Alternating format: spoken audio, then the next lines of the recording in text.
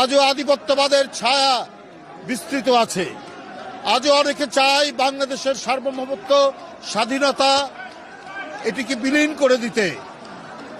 আর এটাকে প্রতিহত করার জন্য যারা চেষ্টা করবে তারা হচ্ছে সাংস্কৃতিক কর্মী বাহিনী। তাদের লেখা গান, তাদের লেখা কবিতা, তাদের লেখা নাটক, তাদের লেখা সাহিত্য, তাদের লেখা উপন্যাস এটা উদ্দীপনা তৈরি করবে সারা জাতিকে। তাই বাংলাদেশি জাতি একটি অত্যন্ত শক্তিশালী জাতি।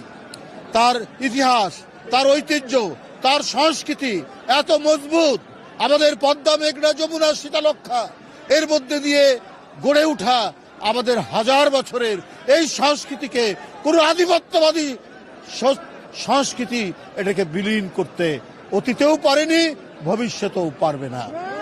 আমি জাসাসের 47তম প্রতিষ্ঠা বার্ষিকীতে আজকে এই অঙ্গীকারই আমরা করছি।